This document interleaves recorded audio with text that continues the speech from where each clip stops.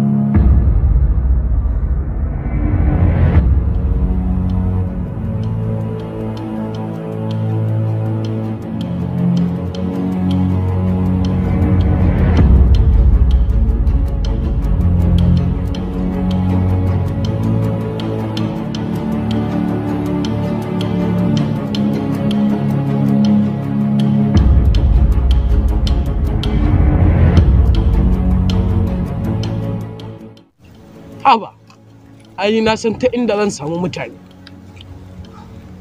Ma, zan fara.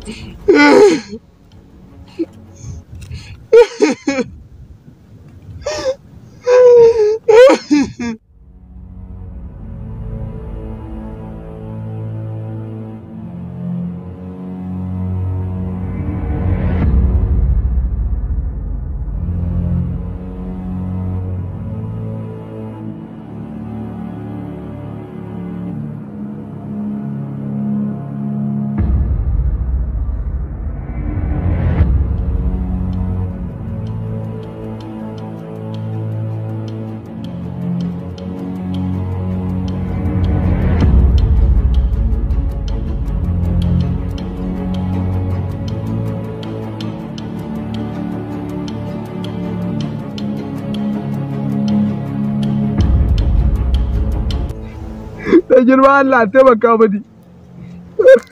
Salamu alaikum. Yawa, waye anan? Bawan Allah ne.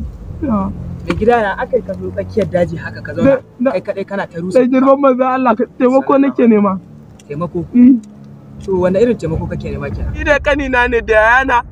Da sauran iyalanmu. Na'am. Muka taho shi da yunwa ta kada su a cikin nan gangaren nan. Okay, na fahimta. Sai da Allah za ka zo mu je ka taimaka mu ka samu mu fito da su. Ka gani ina da ciwon makanta ba gani nake ba. Kaga malam taimako fa kace. Kuma in je raka ka. Yanda duniya ta lalace in zo in same ka a daji kai kadai kana ta rusa kuka. Kai ka zo ka ce in taimake ka yanda duniyar nan ta lalace. Haba malam in na je wajen iyalan naka abinci zan ba su kuma ne. Dan girma Allah ka taimaka. In taimaka ma fa kace kaga malam ka ya hakuri ba zan iya ba gaskiya ka nemi wani a yanda duniya ta lalace ina kai ka ce in taimake ka. Inna lillahi wa inna ilaihi raji'un. Kai umarni ake baka ba shawara ba. Lalle dole sai ka cire ta daga cikin zuciyarka. Ta watse daga cikin zuciyarka don ka kuskura ka saki muka ƙara ganin ka ko muka ji labari ka je gurin ta hira ko wani abu na soyayya ka damba